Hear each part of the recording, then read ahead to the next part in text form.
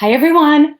Welcome to A Better Future Starts Here, a live weekly show brought to you by the American Society for the Positive Care of Children, otherwise known as American SPCC.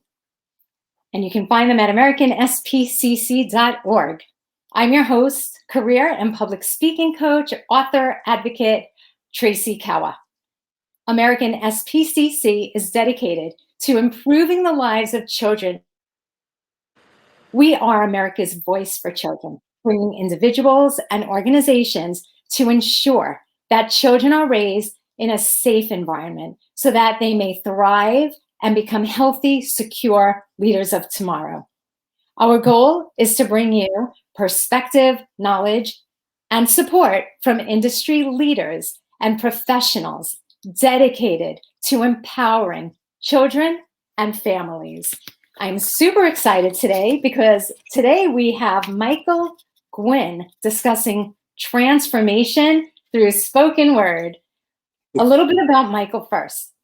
Michael is a professional performance poet, event coordinator, published author, award-winning actor, advocate, and storyteller based in Dallas, Fort Worth. He holds a master's degree in social work and has more than 20 years of stage, open mic, local, regional, national, international poetry slams, virtual events, films, radio, and public speaking experiences. Michael has traveled globally, sharing his life through the art of spoken word storytelling. He is currently acting in a series now, streaming on Amazon Prime, called Peter the Series. He's a two-time National Poetry Slam finalist. He's the Toronto International Slam champion and six-time Fort Worth Slam champion. Let's all welcome Michael Guinn. Thank you so much for joining us today. Thanks for having me. That is quite the impressive list that you have there. My goodness. How nice. I think you added some things. I don't remember half that stuff. It's all you, Mike. It's all you. So I have had the honor of being in a couple of rooms. I've been in a room when you performed your spoken word. I've been in a room where you are holding a competition for fellow spoken word artists. There's just so much talent out there. It's incredible. Yes, ma'am. Oh my goodness. Tell us a little bit about how you got into spoken word to begin with. Well, I got into spoken word. Sorry, I had to do a little house cleaning here. That's all right. I got into spoken word.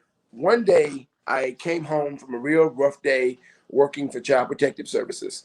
And I just put my head down on my desk and started crying. And when I lifted my head, I had a pen in my hand. And the first thing I started writing was, what good is my master's degree if I can't be the master of me? And wow. From that moment on, everything just came pouring out of me. I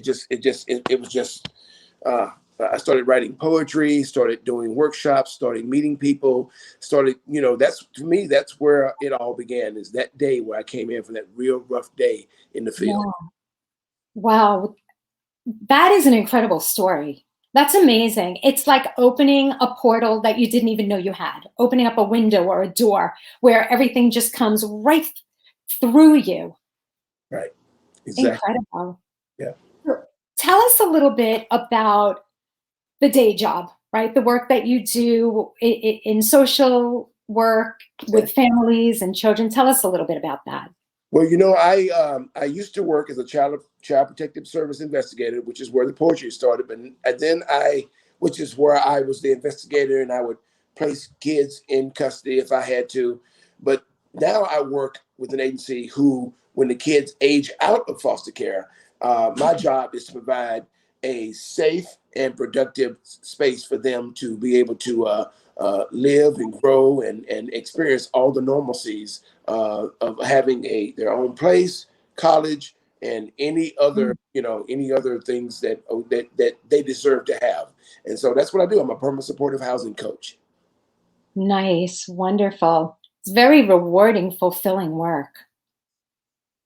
That's beautiful. So how did you, like, at what point did you start having these platforms where you shared your spoken word?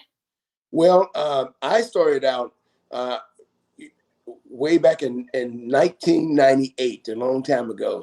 I started going to open mics and readings to share some of the things I had been writing, and then I discovered that I too could provide a safe and exciting and creative and free atmosphere where people had could be able to come and do their own thing. So I think it was December 1998, but then I really got going in 1999, and then I got involved in two poetry slams in 2001, and that's where this platform, where everybody's involved in this whole creative process, really kind of took off.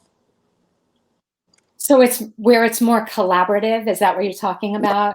Because poetry slam is people gather, they compete, they make a team, and then Yeah. come together and they collaborate and they create pieces that are group and individual pieces that fit kind of the national barometer of what creative self-expression at the level of performance and content really kind of takes on its own energy. So yeah, we had to come together and decide as a team how to create 9 to 10 pieces of poetry that was group and individually based. Wow. Do the individuals, do the artists, have they all each been doing spoken word for a long time, or do they have varying levels of expertise? Yeah, well, you know what's that's just it, Tracy. They have varying levels of expertise. Some could be like me, who only had about 3 or 4 years of writing, and some could have been people who were writing in other realms for like Mm. years. They were published poets. They were used to doing the Barnes and Noble thing, and publishing and reading at conferences. Then you get people like me who didn't have a lot of experience with that, but did have some experience with working with youth and families, so I wasn't afraid to speak and share, ideas and resources. So that kind of comes together, and we create this. It created a kind of a hodgepodge of creative influences that kind of brought everybody's varied experiences together. Uh, there were a lot of people who were acting, who were public speakers, who had never done poetry, so they were new in that. And there were a lot of people who were poets and used to do it open mics, but were new at poetry slam and the competition thing. So it kind of worked itself out where we all were learning together, and that's that helped us gel a little bit more. Got it. So just to reset for a minute, how would you define poetry slam, a spoken word? Okay, well, poetry. First of all, poetry to me is a very disciplined style of writing. Not that spoken word isn't, but poetry to me is, iambic pentameter and quatrains and in rhyme and slant rhymes and metaphors and onomatopoeia. You use all of that, you Yeah. know and poet and spoken word is more performance based. It's using some of the tenets of in rhymes, slant rhymes, clever witticism, colloquialisms, and writing, but mainly it's about the message and the expression and the delivery of what's inside you. For example, poetry. If you take a coloring book, you take a page from a coloring book, and you have a page you have two pages, both are the same, like trees and house and earth and sky. Well, poetry, you're gonna paint the sky blue. You're gonna paint the ground, green, grass green.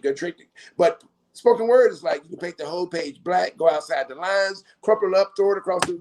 You can do anything with it. So that's the way I describe them both, but they both have relevance. So you make it what you want. Make what you You want. kind of improvise with spoken word. The best spoken word artists to me is the ones who actually were poets who wrote and understand what a sonnet is, what a villanelle is, what a tanka, a sinru, a haiku. They've written. Wow. They know how to write, and so the best spoken word artists are those who are well versed in poetry, in my opinion. But you don't have to be. So it really, spoken word is for everyone, Yeah. but the ones who you believe who have been the best at it have a little bit of that poetic backgrounds, or a Yeah, little bit of the maybe not so much the grammar, but the parts right, of the poetry or the prose or the haiku. Like there was a man from France who da da da da da, right, right? Like right. the That 535. rhythm. Yeah, Yeah, the rhythm, the sense of rhythm. What right. about musicians? I'll bet musicians make good spoken word artists. They do. They sure are. Yes. Wow, very cool. One of our conversations today really centers about transformation through spoken word. Have you seen, I know you've experienced some of that because you and I have had, a little bit of conversation pertaining to that, which hopefully we'll get to share some of it.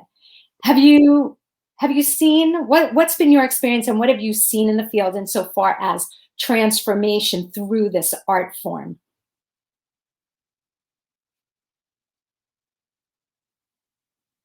I think that you're there you go.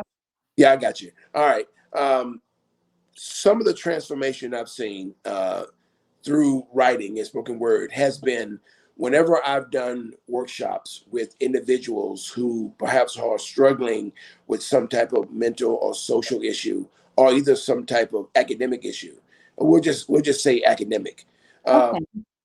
I have been in situations where there have been students who are struggling academically, and mainly it's been with reading. And what it has been is it's been a confidence issue.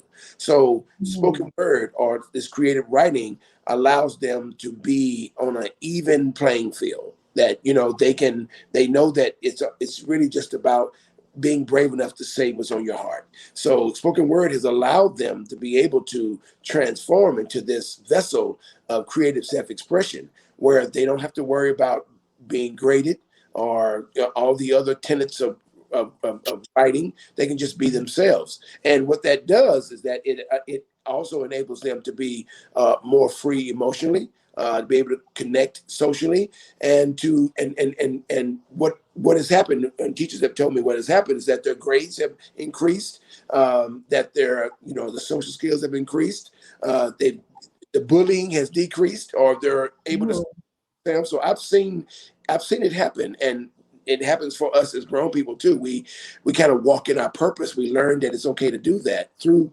just this spoken word, vessel.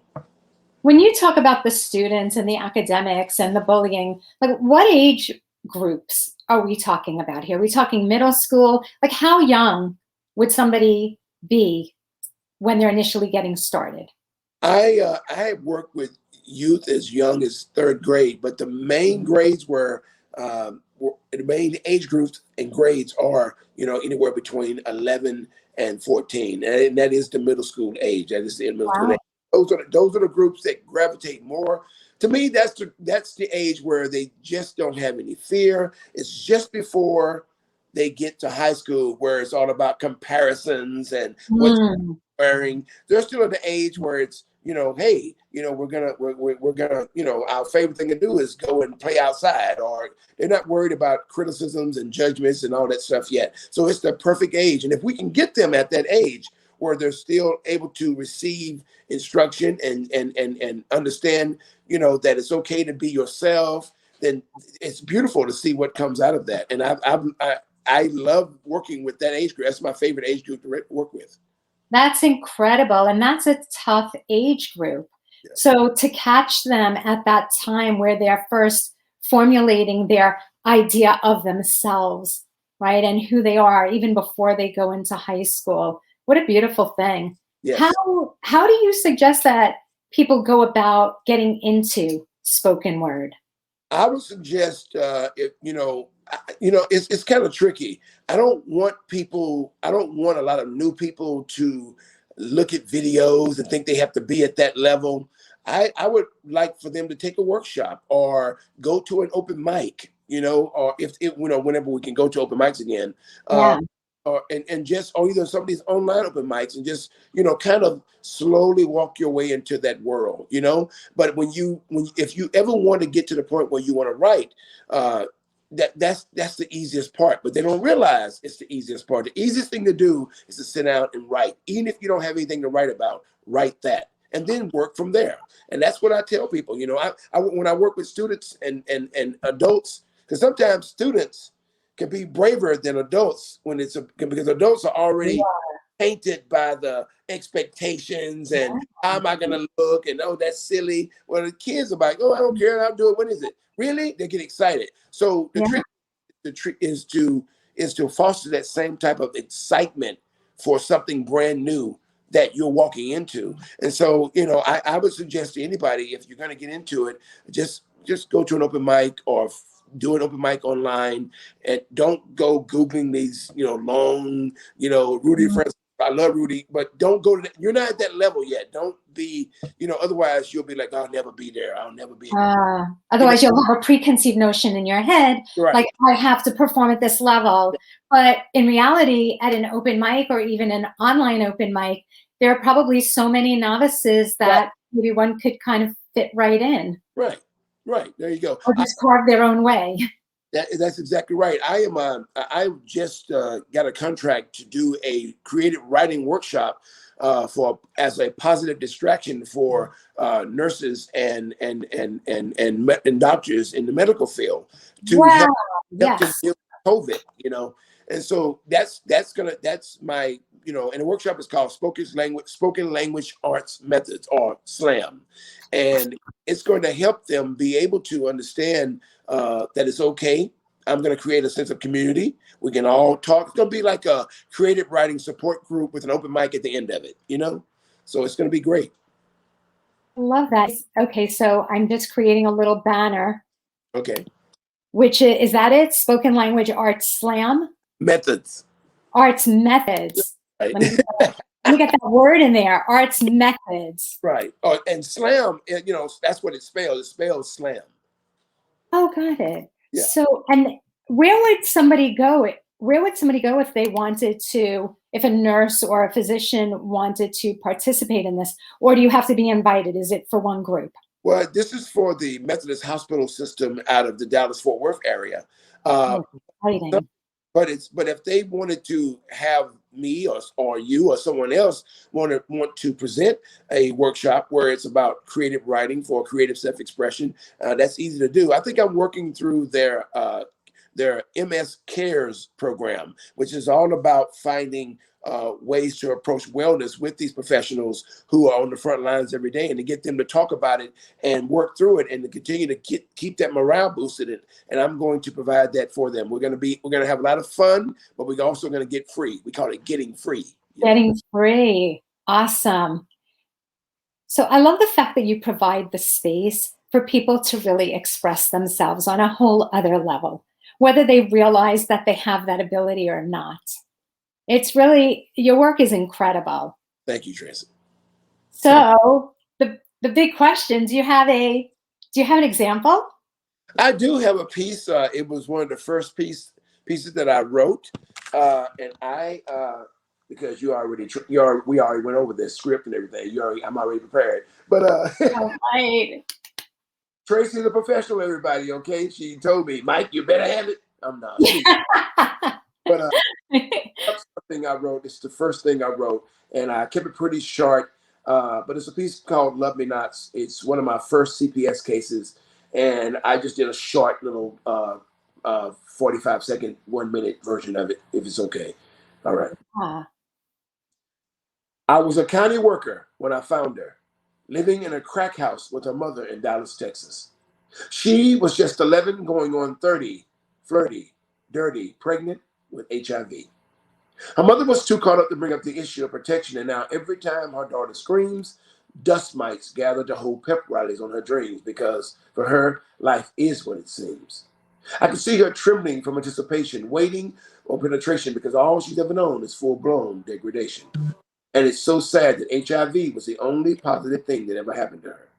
Who told them to love her that way, steal her day, say she could stay in that house where prostitution was resolution for the pollution of her soul? Somebody tell me who. And if mama would have just followed the needle tracks back to her past, her daughter would not be just a piece of trash for cash. If she'd said no to heathens breathing down her daughter's tender innocence, the cycle would have been broken. She's tried so hard to resist, but has learned all too well how to please and tease on her knees and live daily with this disease. Well, her child was stillborn, and she died at 14, full blown. I can still see her name chiseled on that tombstone. Destiny Bright Eyes, 1982 to 1996. It's the reason why I write, the reason why I fight, the reason why I cry late at night, because she'll never hear your stories. She never had a chance to be. Hush, little sugar, please don't cry. Mama just wanted to get real high. My first story.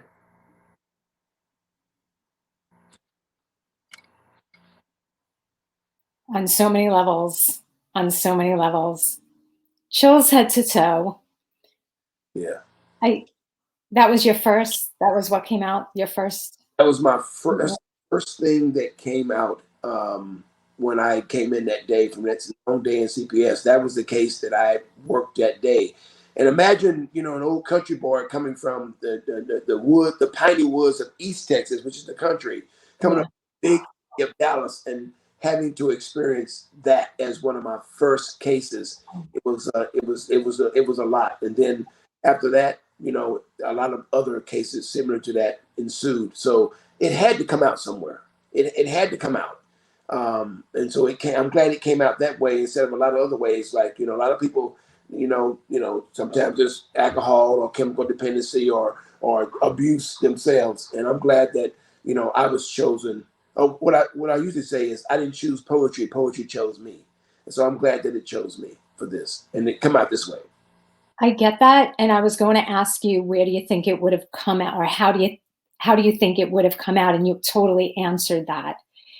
There are some things that are just so horrific that go on, and many of us are or have been sheltered from that.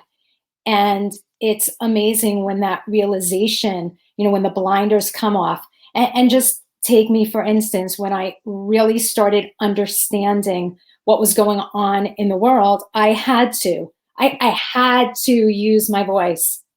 As a public speaker, I had to come on this show and have conversations like this with people like you who are doing the most incredible, wonderful things in the world.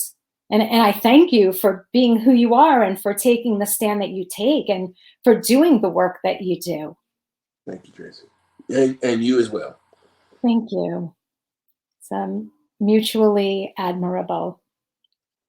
So I guess that leads us to another question, which is, what do you say to people who have been abused, people who are abusing other people? What are the words that we say to get them to break the cycle or to open up or to participate in something artistic or creative where they can actually bring out some of that pain and not be a hurt person who hurts people?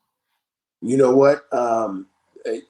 Each situation is, has its own individual answer. I don't know if there's a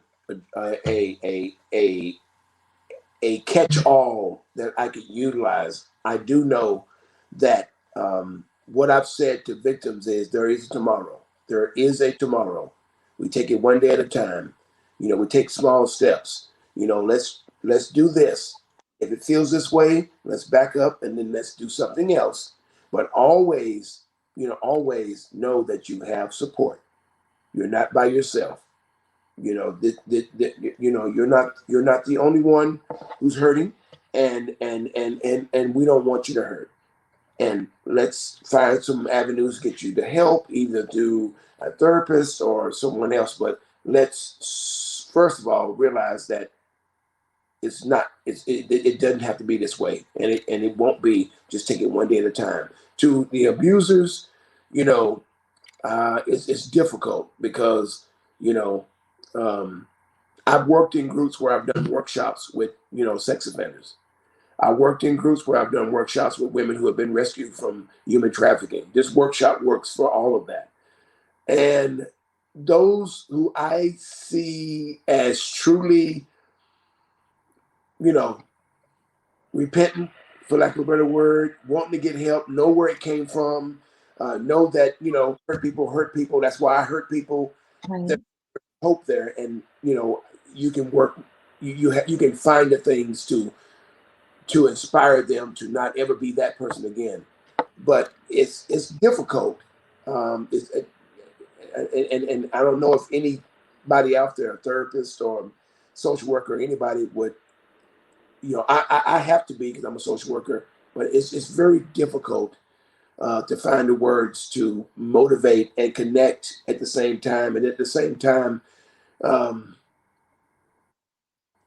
not feel sorry, but understand where people are coming from, and and to know that you have to present a certain type of uh, supported posture when you're talking to people, so that they know that you're not judging.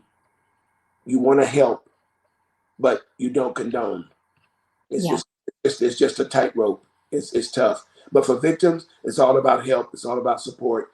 It's all about, you know, me knowing, you know, this number, that number, this person. Let's get you over here. I got that. But with abusers, it's very tough. It's very tough because I was abused, so it's Yeah. close, you know. And you rose above that abuse. You became a social worker. You were given this voice for poetry. I want to clarify something, because what I think I heard you say was that with someone who is an abuser, one of the most important things is to find out where that abuse stems from, because it came from some place. So is that, Yes. If I am a person who's working with someone like that, and I'm not a therapist, but I walk in that realm yeah, uh, as a mandated reporter, I'm definitely want to know. It's easier for me, and I know you can attest to this. It's easier to know how to navigate in those emotional spaces if you know a little bit more of the context of where things happen. And so for me, that's what I hope that I can derive from talking to someone, and to see where it happened, because you know, just like anything, you don't know where you're going unless you know where you've been, and you need to know where the abuse happened, and get that person to just face it. Small steps, but face it and understand that's where it came from. That's why you do what you do. It's because of that. But again, I'm not a therapist, but you know, it's good if we're working with any population to know that that dynamic is there.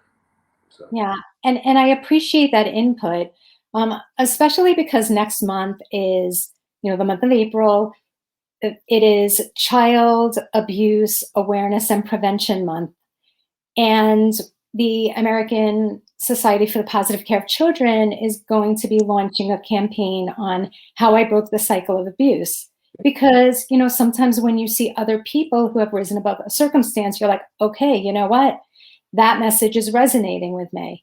So I'm really appreciative to you for bringing about that awareness of knowing where that pain is coming from, and for all of the input. And again, for being that stand that you are. The world needs more of you, and the world is going to want more of you. So where can they find you? What are your workshops? Let's talk about what you offer and where people can find you. real quick, because I know we want to stay in the time, but you know, it's Mike Guinn .biz. That's my website. My email and everything else is there. And if you need to know anything more about me, see my agent Tracy. She'll get in contact with me. There you go. There we go. I can't help it. I love what you do. It's so great. Probably because I've written poetry my whole life. Anytime I've ever gone through something, I had to get it out. So it's the poetry. It's putting that rhythm behind it. So we're gonna have to work on that. Let's do that. Yes, I can't wait. Let me know when you go. Super cool. Super cool. Next thing you know, I'm going to be competing in the rooms. Nationals. Nationals, here we come. There we go. So is it okay if I flash your Instagram also? Where to find you on Instagram? Fine. Okay, so there, Jordan Michael P99. T99. G? Yeah. That was a G? Okay, here. See, I can be wrong on national. I mean, I appreciate. G. Jordan Michael G. where There we people. go. And I'm going to reflash that. Jordan Michael G99 on Instagram. Have. So follow him, follow him, follow him. Mike is amazing. His artists are incredible, highly talented. You hear it all. So come with a couple of tissues because, you know, some of the things just break your heart, but at least people are getting this stuff, this pain out of their systems, right? And also sharing some fun stuff too. So it's not all pain, it's a lot of fun stuff. Do you want to tell us a word about your workshops? Yeah, my workshops are there's one workshop I do. It's called SLAM, which is Spoken Language Arts Methods. It's a workshop I do, and it's a workshop that you can add to any conference and any professional development. So if you want to know more about that, just go to my website. Or you can find me on Instagram, send me a message, and I do have an email, which is jordanmichaelg@yahoo.com. And let me know if you need me, and I'll send you the whole specs. There you go. Awesome. jordanmichaelg@yahoo.com. And again, MikeGuinn.biz. Totally look him up, find him. Mike, thank you so much for being with us today. We are so appreciative, and you know, this was so refreshing. I love talking about the arts. I love delving into the arts, all of that. Just again, if you are a struggling parent or caregiver, know that you're not alone. To access more positive parenting resources, please visit our Learning Center at AmericanSPCC.org. To our viewers, our donors, and supporters, we've provided over 5 million parents, teachers, and caregivers with the tools needed to help children build a brighter future. I'd like to remind everyone again to visit AmericanSPCC.org and download the Happy Child app, which actually today is National I Want You to Be Happy Day. Today is National I Want You to Be Happy Day. And in honor of National I Want You to Be Happy Day, I would love for everyone to visit AmericanSPCC.org and download the Happy Child app. This is an app that has been researched by a team of PhDs, psychiatrists, neurologists. It's a wonderful gamification tool that teaches us in short snippets how the chemicals in our brains work and how they respond to triggers within relationships. So the theory is that once identified, we can harness these lessons and we can bond better with our families, with our children especially. If you'd like to continue or contribute to the conversation, or if you know someone uplifting children and families in your community, please reach out and contact us at info@AmericanSPCC.org. You could follow us on Facebook, Instagram, and Twitter. Let's make a difference together. Visit us at AmericanSPCC.org to learn how you can help. And remember, a better future starts here. Awesome. Thank you again, Mike. Thank you. I appreciate the platform, and as soon as you send me a link to wherever this is, I'm gonna put it everywhere. I got 8 pages. They'd love to see